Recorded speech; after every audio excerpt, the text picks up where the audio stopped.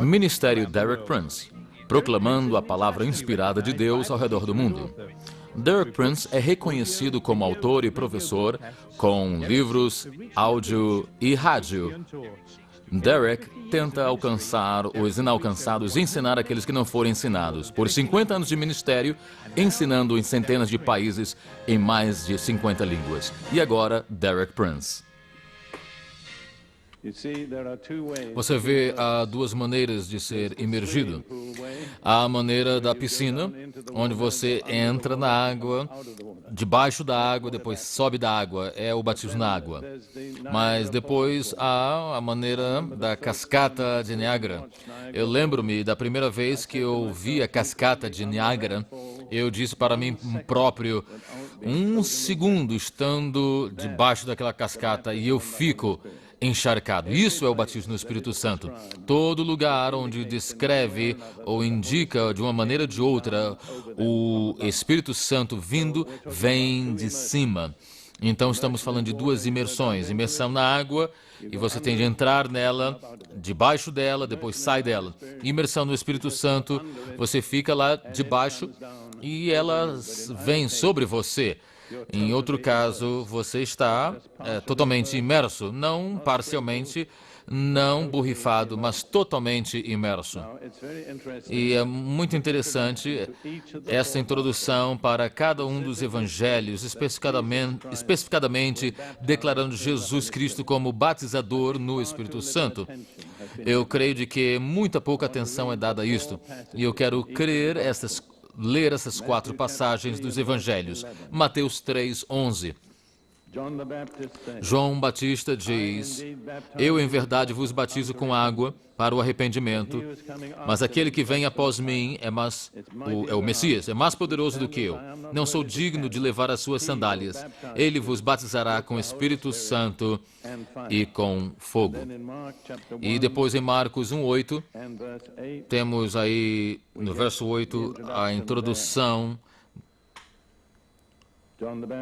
João Batista falando, ele diz: E eu em verdade tenho-vos batizado com água, ele porém vos batizará com o Espírito Santo. E depois em Lucas 3:16, a versão aí que é dada por Lucas diz: Respondeu João a todos, dizendo: Eu, na verdade, batizo-vos com água, mas eis que vem aquele que é mais poderoso do que eu, a quem eu não sou digno de desatar a correia das sandálias. Esse vos batizará com Espírito Santo e com fogo. Então, no Evangelho de João, no capítulo 1, verso 33. E eu aí vejo a introdução oficial de Jesus pelo seu predecessor, João Batista. E em todas essas introduções, e nos quatro evangelhos, específico essa declaração que Jesus batizará seu povo no Espírito Santo. E no Evangelho de João, a introdução é um pouco mais extensa. Vamos iniciar no verso 29. No dia seguinte, João viu a Jesus que vinha para ele e disse: Eis o Cordeiro de Deus que tira o pecado do mundo. Este diz depois, lá no 33, eu não o conhecia, mas o que me mandou a batizar com água, esse me disse: sobre aquele que vires descer o Espírito e sobre ele repousar, esse é o que batiza com o Espírito Santo. E eu vi e testifiquei de que este é o Filho de Deus. Então João diz aí três coisas: esse é o Cordeiro, esse é o Filho de Deus e este é o que batiza no Espírito Santo. Estamos tão maravilhados com essa declaração de Jesus como o Cordeiro, mas é apenas um no Evangelho, onde em todos os quatro Evangelhos, especificadamente se declara que Jesus é o que batiza no Espírito Santo. Em outras palavras, é uma das mais importantes coisas que podemos saber acerca dele. É maravilhoso sabê-lo, conhecê-lo como Salvador, como Cordeiro, mas não é o final. É muito, muito importante conhecê-lo individualmente e pessoalmente como o que batiza no Espírito Santo. Agora vamos ver, depois do ministério terreno foi completo, depois da sua ressurreição, em Atos 1, 4 Desculpe, Atos 1, 4 e 5. Jesus repete sua promessa. É difícil não enfatizar essa promessa nos evangelhos. E em Atos 1, 4, 5 diz de Jesus: estando com eles, determinou-lhes que não se ausentassem de Jerusalém até que esperassem a promessa do Pai, que disse ele: de mim ouvistes. Porque, na verdade, João batizou com água, mas vós sereis batizados com o Espírito Santo não muito depois desses dias. Então Jesus foi cuidadoso em repetir a promessa, qual João Batista o introduziu, que ele seria o batizador no Espírito Santo. Agora, quase todos os comentadores da Bíblia concordam de que o preenchimento da promessa de Jesus é gravada em Atos 2, 1 a 4, o dia de Pentecostes. E eu quero ler esse texto, o que é que a Bíblia diz, rapidamente considerar o que é implicado aqui. Atos 2, verso 1. Cumprindo-se o dia de Pentecostes, estavam todos reunidos no mesmo lugar. E de repente veio do céu um som como de um vento veemente e impetuoso, e encheu toda a casa em que estavam assentados. E foram vistas por eles línguas repartidas, como de fogo, as quais pousaram sobre cada um deles. E todos foram cheios do Espírito Santo e começaram a falar em outras línguas, conforme o Espírito Santo lhes concedia que falassem, como o Espírito concedia. Então há 3 sucessões, mudanças desta experiência. Primeiro, era um batismo. O Espírito Santo veio de cima e os imergiu, encheu o lugar onde estavam sentados, depois imergiu de cima. Segundo, cada um deles foi individualmente cheio com o Espírito Santo. Não foi algo coletivo, mas uma experiência individual que cada um teve. E terceiro, houve uma abundância, um derramamento sobrenatural do enchimento. E isso está em linha com o princípio que eu li em Mateus 12, 34, no final de Mateus 12, a última parte do verso. Jesus diz aí: porque da abundância do coração fala a boca. Eu represento isto dizendo, quando o teu coração está cheio, ele passa para fora o que está no coração pela boca. E há muitas passagens no Novo Testamento que falam sobre pessoas que foram cheias do Espírito Santo.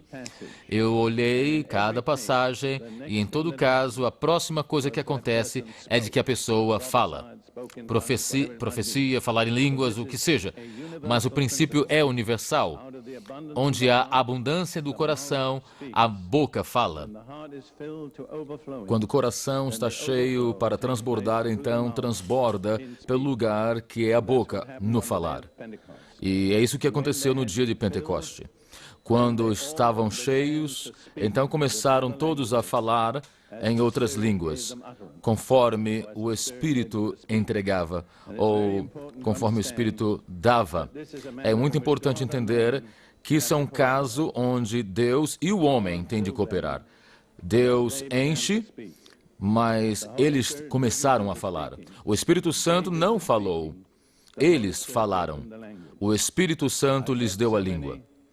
Eu encontrei pessoas nesses anos de meu pentecostalismo, pessoas que disseram: irmão Prince, eu quero que Deus faça tudo. Encontrei um homem que disse: tenho esperado 25 anos. E eu disse: você vai continuar a esperar o resto da vida, porque isso não é bíblico.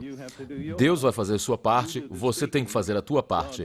Você faz o falar, Deus vai dar a língua, mas Deus não vai falar no teu lugar. Todos começaram a falar no Espírito Santo de acordo com o que ele dava para falar. E deixe-me dizer isso.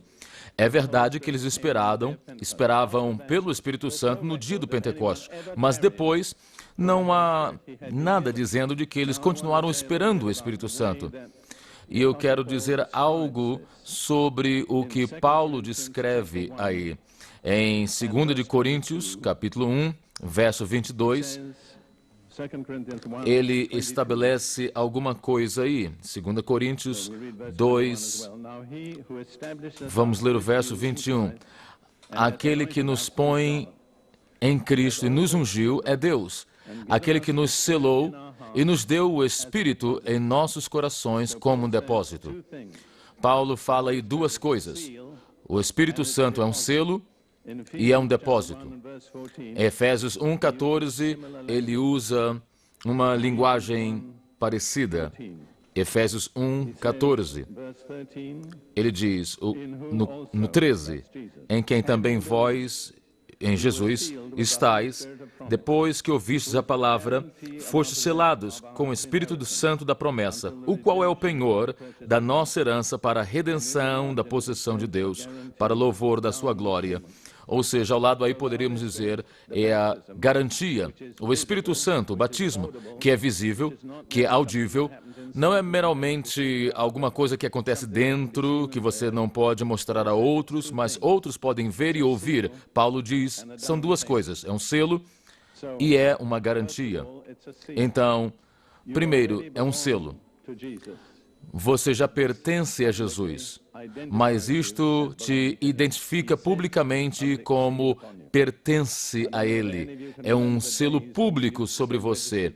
Não sei se você lembra-se dos dias que quando você enviava uma carta registrada, você tinha de selar com cera quente. Lembra desses dias? Então você tinha de pôr a marca. É exatamente o que o Espírito Santo faz. É o selo, é a cera quente. Então, Jesus põe a sua marca e te põe à parte. E você é uma agora carta registrada, que é tratada de maneira diferente. É mais cuidadosamente cuidada. E se você está batizado no Espírito Santo, você tem atenção especial lá do Correio do Céu. A segunda palavra aí é garantia ou depósito. E acontece aí numa linguagem muito interessante, porque em hebraico, a palavra hebraica é arbon. Arabon. Em árabe é arbon. Em Swahili é arabuni. Em outras palavras, a mesma palavra vai ao redor aí. E eu falei um pouco de árabe quando vivi em Jerusalém, anos atrás, com a minha primeira esposa, e eu lembro-me deste cenário. Em 1947, tínhamos acabado de nos mudar na nova casa em Jerusalém e precisávamos comprar pano para as cortinas e fomos na cidade velha e encontramos um homem que vendia cortinas e eu falei que precisávamos, não sei exatamente, mais ou menos 20 yardas de pano e o preço era tipo $5 e o preço total era tipo $100. E eu disse ao homem, escute, não tenho todo o dinheiro agora, mas vou te dar um quinto do dinheiro, ou seja, $20 como depósito. Sabe o que é que ele chamou isso? Arbon. E nós dissemos, agora, quando nós te dermos esse depósito, você tem que lembrar duas coisas. Pertence a nós, e segundo, você tem de pôr ao lado, porque não pode vender a outra pessoa, porque é para nós. Segundo, nosso depósito é uma garantia de que nós vamos voltar para pagar o resto do dinheiro e pegar a fazenda. E é isso que o batismo no Espírito Santo é. Jesus põe o depósito em nós e nos põe de lado, porque ninguém pode nos usar. E segundo, é a sua garantia. Eu estou voltando para vós. E quando voltar, eu vou fazer o resto do pagamento. E sereis para sempre meu. É algo brilhante, uma fotografia viva do que o batismo no Espírito Santo é. Agora, o que é um selo? É uma pergunta que as pessoas podem disputar. Mas eu quero dizer o seguinte, de que, pelo que eu creio, o Novo Testamento indica um selo. E eu estou falando do falar em outras línguas de acordo com o Espírito Santo nos deixa falar. E eu estou em alerta, e provavelmente vocês sabem, em outros movimentos, tipo os Rastafarians e outras culturas que parece que eles falam em línguas, e talvez alguém fique com medo. Como é que eu sei de que eu vou falar a coisa certa? Mas Jesus disse, se você é filho de Deus e pedir ao Pai pão ou um ovo, Ele não te dará uma cobra, certo? Em outras palavras, se você pedir a coisa certa, você tem uma garantia escrita de Deus que você vai receber a coisa certa. Não fique com medo. Se você não é filho de Deus, então essa promessa não é para você. Mas se você é filho de Deus, Jesus disse, se pedires ao Pai pelo Espírito Santo, Ele te dará. É, então, um selo que é visível. Algo que é audível, algo público. O selo não pode ser algo secreto. Então, não tem nenhum propósito. O selo, em Atos 2, eles começaram a falar em outras línguas conforme o Espírito lhes concedia. Eu quero falar 4 coisas sobre isto. Primeiro, era o selo que os apóstolos tiveram em sua experiência. Jesus falou, espere em Jerusalém até que recebais a promessa do Pai. Então eles esperaram 10 dias. E o Espírito Santo veio e eles falaram em línguas que nunca, e depois não esperaram mais. Era o selo que eles receberam na sua experiência. Segundo, era um selo que eles aceitaram para os outros. Ou seja, é algo notável aí por alguns momentos. Terceiro, nunca pediram por outro selo. Deixe eu repetir isso, é muito importante. Eu encontrei pessoas nesses anos que disseram, irmão Prince, como é que eu sei de que eu fui batizado no Espírito Santo? Eu tive esta e aquela experiência, eu tenho orado e buscado o Senhor, mas como é que eu sei? Minha resposta é, você sabe porque você recebe o selo. Quando você começa a falar em línguas estranhas, conforme o Espírito lhe deixa falar. Então você tem. Eu posso dizer, você tem Ele, não é uma coisa, é uma pessoa que você recebeu. Então, deixa eu dizer 3 coisas aqui. É o selo que os apóstolos receberam, é o selo que eles receberam ou aceitaram por outros, e nunca aceitaram ou pediram outro selo. E mais, no Novo Testamento, não nos oferece outro selo. Não há outra alternativa no Novo Testamento. Vamos ver aqui o que Jesus diz. Aquilo que está em Lucas 24, versos 52 a 53. Depois da ressurreição, quando está dando adeus, Lucas 24, 52 e 53. E adoraram... Desculpe. É um pensamento diferente que eu quero trazer aqui, porque muitas pessoas disseram, eu fiquei tão alegre, eu fiquei cheio de alegria, eu estava adorando a Deus. Isso não é um selo. Não de acordo com o Novo Testamento. É maravilhoso ser cheio de alegria, é maravilhoso louvar a Deus, mas não é o selo do Novo Testamento.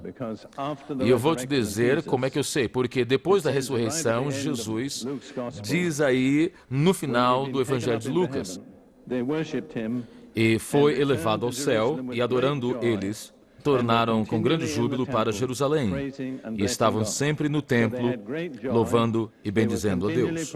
Então, tinham grande alegria e continuando louvando a Deus e bendizendo, mas não tinham recebido o selo.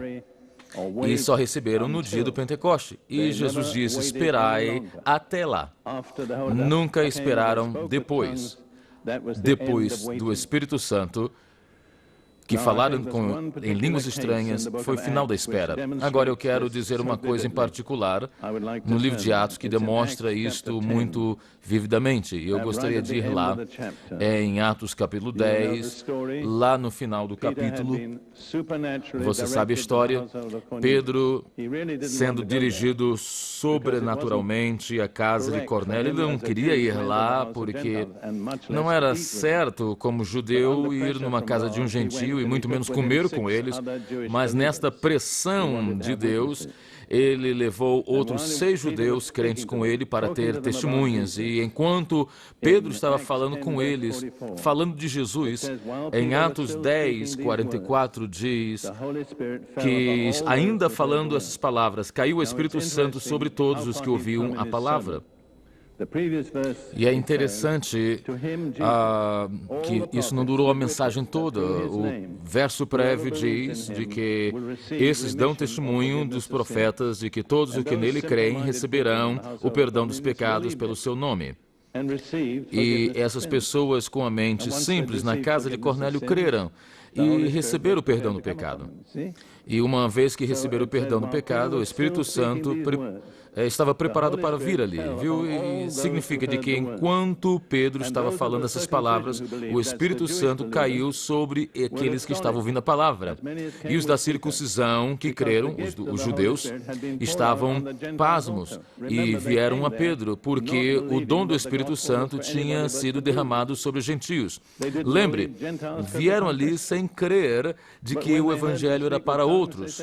Eles não criam de que o Evangelho era para os gentios. Mas quando viram em falar línguas estranhas, eles disseram, é isso, não podemos discutir. Porque creram, porque ouviram falar em línguas estranhas e magnificar a Deus. Não viram outra evidência e não pediram outra evidência. Agora, muitas pessoas hoje querem...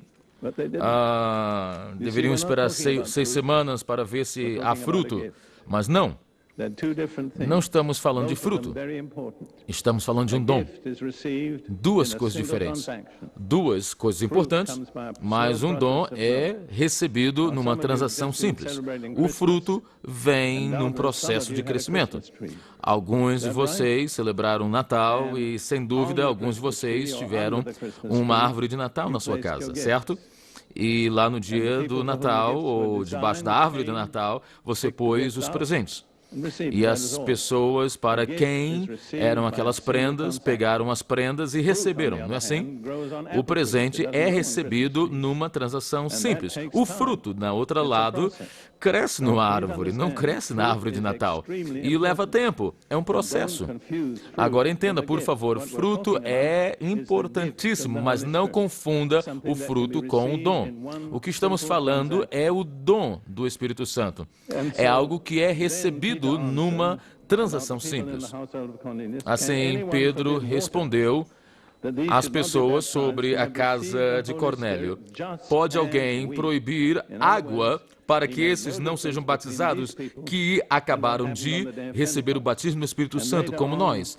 Em outras palavras, ele não fez diferença entre essas pessoas e as pessoas do dia de Pentecostes. E depois escreve aos judeus que estavam criticando e reclamando de que não deveriam ter falado com os gentios. E em Pedro, lá em Atos 11, 15, diz lá de que, e quando comecei a falar, caiu sobre eles o Espírito Santo, como também sobre nós ao princípio. Não há menção aí, na casa de Cornélio, de um vento, nem de línguas, mas uma coisa tem aí, é de que eles falaram em línguas. Então eu digo, e eu creio, sem pergunta nenhuma, este é o selo de que os apóstolos receberam. Esse foi o selo que eles aceitaram por outros e nunca pediram outro selo, e eu não posso encontrar outro selo oferecido no Novo Testamento. E eu sei, provavelmente melhor do que muitos de vocês, de que falar em línguas é algumas vezes considerado diferente, não ortodoxo. Talvez as pessoas até dizem que é demoníaco. Eu lembro-me, às vezes, que um ministro evangélico não andava ao meu lado, porque eu falava em línguas estranhas. Eu o perdoei, é claro, mas eu não concordo com suas opiniões. Você pode ver, Deus algumas vezes põe lá no início da experiência alguma coisa que é como um bloco, que se você não está realmente sincero, você não vai receber. Há pessoas que falam uma língua que nunca aprenderam, ficam animadas, mas algumas pessoas ficam ofendidas. E eu quero sugerir aqui, basicamente, de que nós, como anglo-saxônicos ou de origem europeu, americana, nós temos uma fotografia errada do que cristianismo é. Primeiro, pensamos de que é algo muito dignificante. Você entra na igreja, você não fala em alta voz, você fica de pé ou fica sentado, canta um hino. Na realidade, você não deve ficar animado. Essa é a fotografia do cristianismo com o qual eu cresci. E eu estava indo à igreja 8 vezes a semana por 10 anos e eu não estava sem experiência, mas não é uma imagem bíblica. Você vê, sofremos tanto, muitos de nós, porque não estamos livres de expressarmos o que Deus fez em nós. Lemos na Bíblia, as pessoas, eles choravam, gritavam, eles batiam palmas, dançavam, cantavam, eles ficavam animados, porque é o Espírito Santo que provê a animação. Lembra o que Ruth e eu lemos no início? Agora que o Deus de toda esperança nos encha com toda alegria e paz na fé, para que possamos abundar em esperança pelo poder do Espírito Santo. O que nos faz abundar em esperança? O poder do Espírito Santo. Quantos de vocês hoje aqui podem responder abertamente que vocês têm abundância em esperança? Quantos estão animados acerca de Jesus? Quantos de vocês estão aí cantando e não podem ficar quietos? É como deveríamos ser. É como deveríamos ser.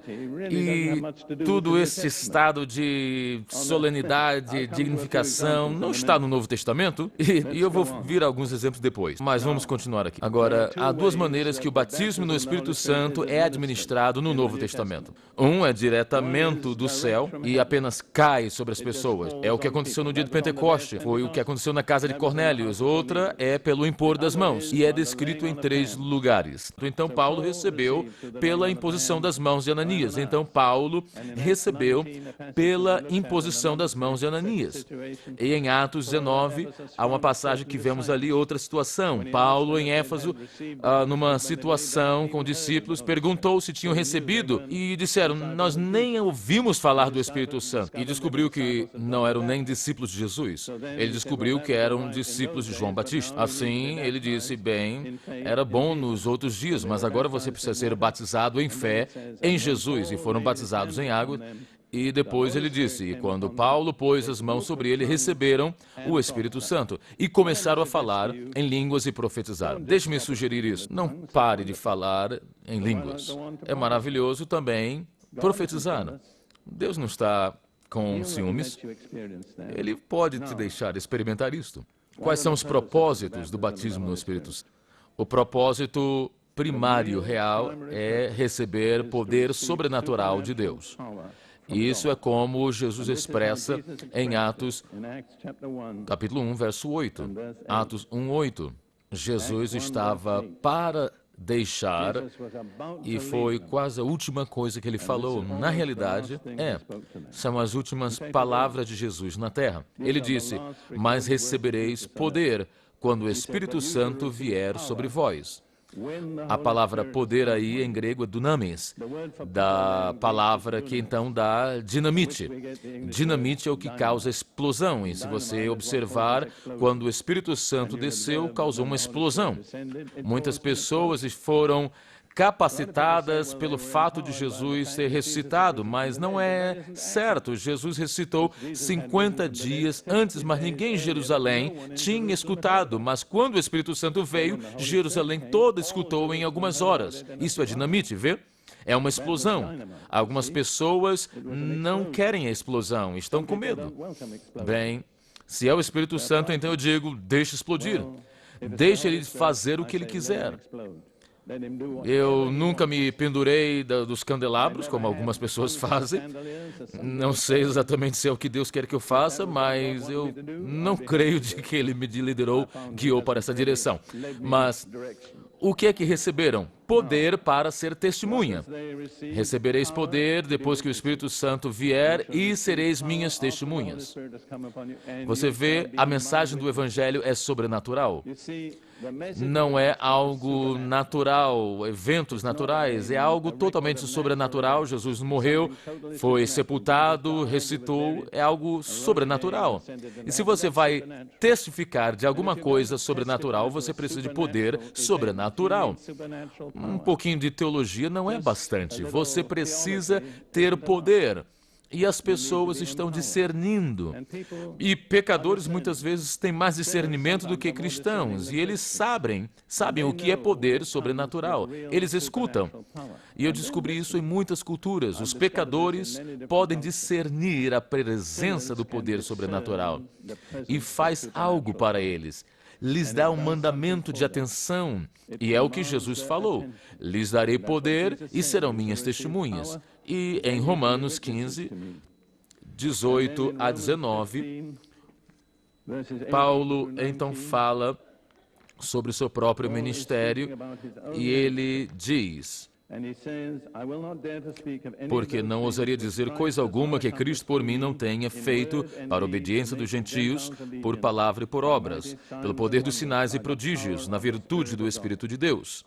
Então Paulo diz de que o que nós podemos falar do meu ministério são as coisas de que o Espírito Santo fez. Eu não vou nem mencionar algo mais. E ele diz: o Espírito Santo, pelo seu poder sobrenatural, pelos sinais e maravilhas, fez os gentios e os não-judeus, o povo não evangelizado, obedecer. E eu tenho tratado com gentios em muitos países. E sempre penso nos meus 5 anos no leste da África e eu era um professor num colégio na África e treinava, e muitos africanos tinham ambição de ter educação. E eu via de que eles estavam desesperados, queriam e vinham ao colégio, eram estudantes, eram cooperativos, eram obedientes, porque queriam educação. E o que os missionários dissessem, basicamente, eles iriam fazer. E lembrei-me um dia de juntar os estudantes e disse-lhes: eu quero dizer algo. Quero agradecer-vos pela sua obediência, pela sua cooperação. O que nós queremos que vocês façam, vocês fazem porque vocês querem educação. Mas eu disse: nas mentes da maior parte de vós tem uma pergunta que não foi respondida. E eu peguei a atenção deles. Eu não posso dar-vos a resposta. E então estavam com muita atenção. E eu disse: a pergunta é esta: é a Bíblia realmente um livro para os africanos que podemos crer, ou é uma religião dos homens brancos que não funciona na África? E é exatamente o que os anciões ali estavam perguntando. E eu disse: escute, nunca saberão a resposta até que experimentem o poder sobrenatural de Deus nas vossas vidas. E quando isso acontecer, vocês vão ver de que o Evangelho não veio da América, dos britânicos, veio do céu. E eu os deixei.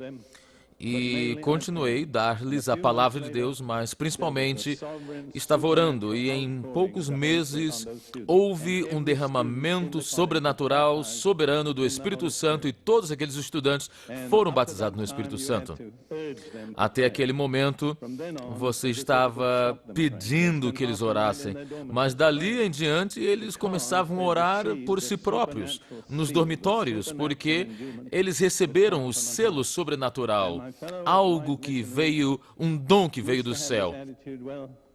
E os meus colegas missionários brancos tinham esta atitude. Me desculpem dizer isto, mas eles diziam: nós só podemos elevar os africanos até um momento. Depois disso, não podemos mais. Eu não discutia com eles, mas quando o Espírito Santo desceu, sabe o que aconteceu? Os missionários vieram ver o que estava acontecendo e, de repente, descobriram de que os africanos podiam ir mais além. Então, é apenas uma ilustração. E os jovens, os homens e mulheres precisam uma experiência sobrenatural deles próprios. Não é suficiente ter uma mensagem de uma raça, de uma outra cultura, mas nos próximos meses, então, entre aqueles estudantes, a maior parte tinham menos que 25 anos, vimos todos os 9 dons do Espírito Santo em operação. E eu disse aos judeus, com os quais eu vivi: nós, não judeus como eu, nós temos de pedir perdão a vocês, judeus, por pedirmos que vocês creiam no Evangelho que não é sobrenatural, porque tudo o que vocês vivem na Bíblia é de que todas as vezes que Deus envia uma mensagem com algo sobrenatural. E esta é a razão do batismo no Espírito Santo.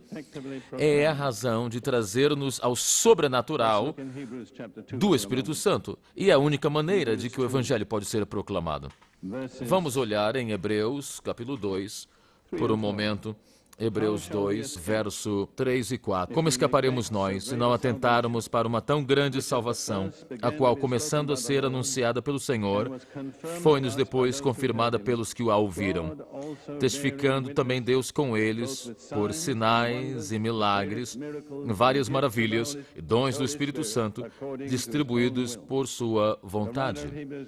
O escritor aos Hebreus nos dá 3 razões por que deveríamos ouvir o Evangelho. Número 1, a primeira pessoa que proclama é Jesus. Segundo, foi confirmada por aquelas pessoas que foram testemunhas. Mas a terceira é o Espírito Santo traz testemunho sobrenatural à mensagem, com sinais, maravilhas e dons do Espírito Santo.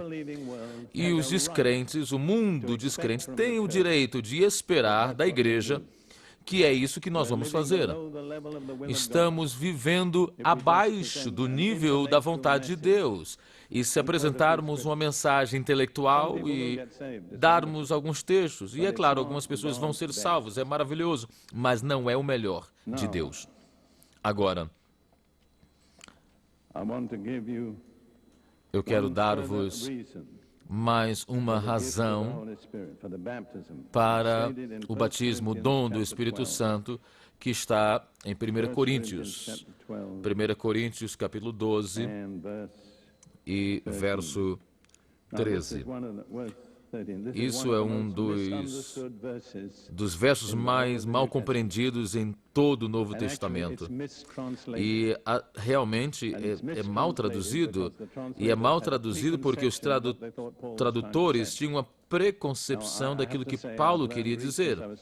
Eu tenho que dizer isso. Eu aprendi grego desde 10 anos de idade. Eu tenho confiança naquilo que eu estou falando. O texto que eu tenho, e na maior parte das traduções diz, no verso 13, pois todos nós fomos batizados em um Espírito, formando um corpo, quer judeus, quer gregos, quer servos, quer livres, e todos temos bebido de um Espírito. Agora, a palavra errada aí é pelo, porque a palavra diz no Espírito. Fomos batizados em um corpo. E não há nenhuma sugestão no Novo Testamento que o Espírito Santo batiza alguém. As pessoas são batizadas no Espírito Santo, mas o Espírito Santo não batiza. Nascemos de novo pelo Espírito Santo. Agora, a palavra enfatizada aí é um. Quando Paulo diz de que o propósito do batismo é produzir unidade no corpo, num Espírito significa fomos batizados num corpo e bebido de um Espírito. 3 vezes ele usa a palavra um. Você vê isso? Eu estou falando isso porque fala da palavra batismo em. Quando você é batizado em alguma coisa e é batizado para alguma coisa. Mas nesses outros casos, o batismo de João e o batismo cristão, na realidade, as pessoas eram batizadas, já estavam batizadas em. Por exemplo, o batismo de João, com o batismo para o arrependimento, ele não batizava se a pessoa não tivesse se arrependido. Então, o batismo de João não produzia arrependimento. Era reconhecimento dele que as pessoas se arrependeram. E o batismo cristão é um batismo em água, é um batismo que as pessoas são batizadas em Cristo. Mas quando somos batizados, já estamos em Cristo, porque senão não temos direito de ser batizados. Então, ser batizados na água não nos põe em Cristo, nos sela nesse testemunho que estamos em Cristo. É o mesmo com isso, num Espírito. Todos fomos batizados num corpo. Não que não estávamos no corpo, mas isso é o selo que estamos no corpo. E, em todo caso, batizado no, batizado para. No é o agente, O batismo de João na água, o batismo cristão é com água, o batismo do Espírito Santo é com o Espírito Santo. Mas fomos batizados para, significa de que estamos e nos marca onde estamos, em arrependimento, em Cristo, num corpo. Mas o que temos de ter em mente é de que é uma das tragédias da história da igreja, de que o batismo do Espírito Santo é desenhando para produzir unidade no corpo, mas infelizmente temos sido tão carnais de que em vez de aceitar unidade, produzimos divisão. E precisamos disto nos arrepender. Temos de ter na mente de que o batismo do Espírito Santo é designado para nos fazer saber de que somos parte de um corpo e de que todo outro verdadeiro cristão, não importa a raça, a denominação, é membro do mesmo corpo. Há um só Espírito Santo e há só um corpo. E é o propósito de Deus e, infelizmente, como em muitas outras coisas, abusamos do propósito de Deus. Por exemplo, a celebração da ceia foi desenhada para um propósito, para enfatizar a unidade do corpo. E o que é que nós temos feito na nossa carnalidade? Dividir. Mas não é o erro de Deus, é o nosso erro. E temos de ter esta responsabilidade. Os não pentecostais, por serem tão críticos, os pentecostais, por serem tão arrogantes. Vejam, muitos de nós pentecostais temos esta atitude. Eu sei tudo. Eu já nasci de novo, fui batizado em águas, falo em línguas, então nós já temos tudo. Não. Nós apenas iniciamos. Não é um alvo, é uma porta. Mas se você trata a passagem como um alvo, então você não vai mais além. Alguns de vocês pentecostais precisam de tomar atenção nisso. Se você é pentecostal e você está aqui, eu amo os pentecostais. Eu fui salvo por eles. Muitos anos atrás, eu pensava de que eu tinha tudo. E então eu entendi de que os pentecostais também têm fraquezas. Mas tenha isso em mente. O batismo no Espírito Santo traz união no cristianismo. Tem outra coisa que precisamos de falar, e é a manifestação física. Minha opinião é que muitos cristãos estão vivendo uma vida, o que eu chamo, engarrafados. Não estão livres para expressar o que Deus pôs neles. Porque temos esta dignidade, falamos com voz mansa, não nos animamos, sentamos bem quietinhos no nosso banco, levantamos, sentamos, ajoelhamos, saímos da igreja. E eu fiz isso por muitos anos, não estou dizendo por acaso. E isso tem muito pouco a ver com o cristianismo do Novo Testamento.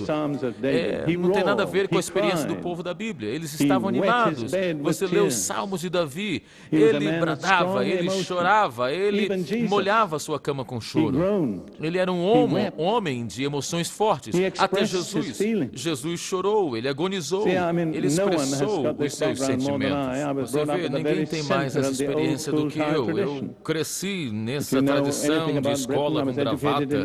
Se você conhece Inglaterra, eu fui educado em Eton, em Cambridge. Eu era um pilar do império. Mas, uma noite, Deus me batizou no Espírito Santo. Eu não sabia o que era. Eu não ia à igreja. E aconteceu lá na barraca do exército. Eu tinha tão ignorante que eu nem sabia que eu tinha que ir para a igreja. Eu fui salvo e fui batizado no Espírito Santo, lá no meio da noite. Mas então, quando eu comecei a ir à igreja, eu descobri que as pessoas não davam lugar a Deus. Eu não sou uma pessoa sobre-emocional, vocês já viram isso em mim, mas o problema é de que nós apertamos as emoções, nós não damos expressão livre ao que Deus fez em nós. Eu vou falar no domingo à noite sobre louvor, se você estiver aqui. Eu vou continuar falando sobre isso, mas louvor não são apenas palavras, louvor é uma atitude no corpo. É você dobrar, é você cair, é você bater palmas. É a imagem bíblica do louvor. E nós estamos aquém daquilo que a Bíblia pede, e a razão em nós, anglo-saxônicos, e sei lá, a cultura que você tiver, é de que nós não damos expressão ao Espírito Santo. Nós extinguimos o Espírito, nós suprimimos o Espírito, nós tentamos ser dignos, nós temos medo de dar razão à emoção. Eu não sou uma pessoa muito emocional. Mas eu creio em dar lugar ao Espírito Santo. Eu creio em expressar o que o Espírito Santo fez por mim. E deixa eu dar aqui uma lista de pessoas. Eu tenho que continuar. Tem tantas pessoas que encontraram Deus. Abraão. O Senhor apareceu a ele. E o que é que Abraão fez? Ele caiu na sua face. Quantos de vós já fizeram isso? Alguns de vós já, mas eu sempre começo a rir quando eu ouço cristãos cantarem, Senhor, traz-nos, e os anjos prostrarem, mas as pessoas da igreja cantam isso, é bom para os anjos, mas para nós não. Não. Somos tão dignos.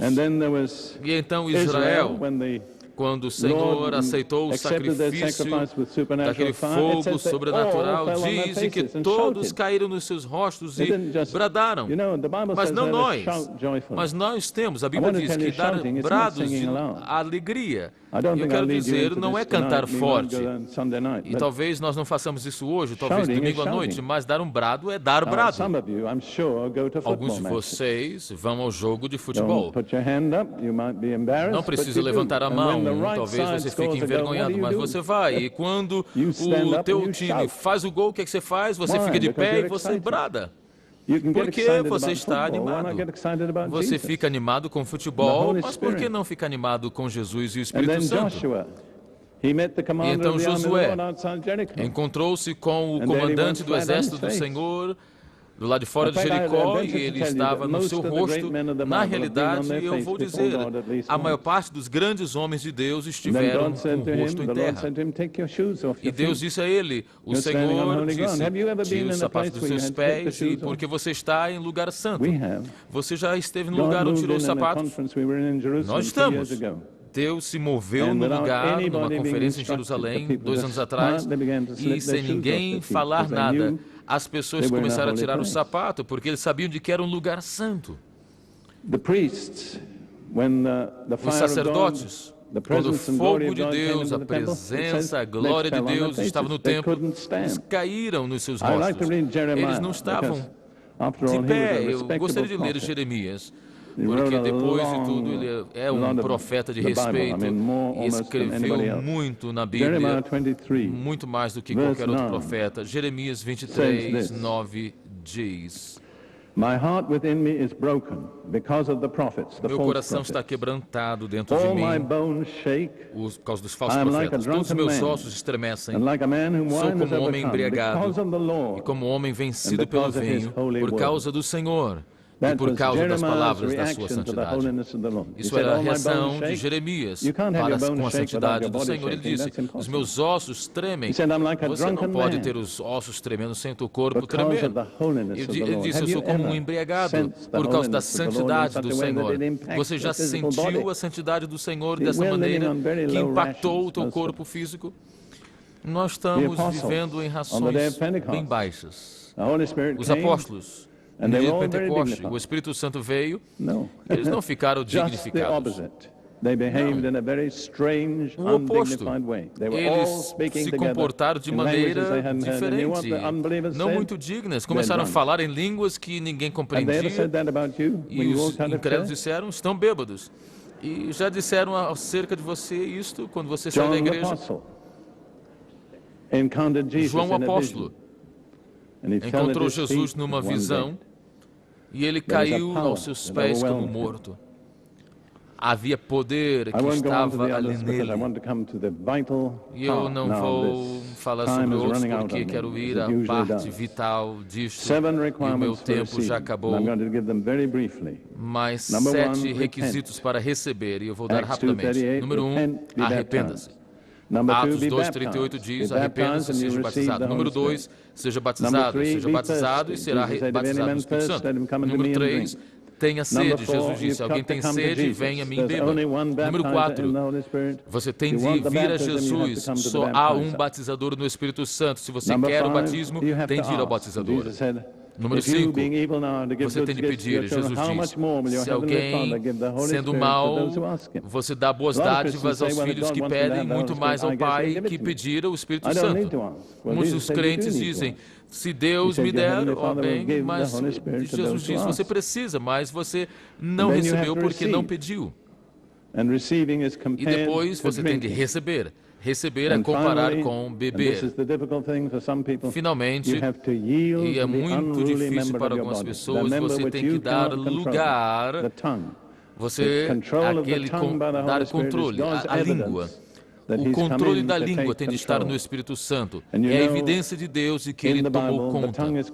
Você sabe, a Bíblia diz de que a língua é chamada minha glória.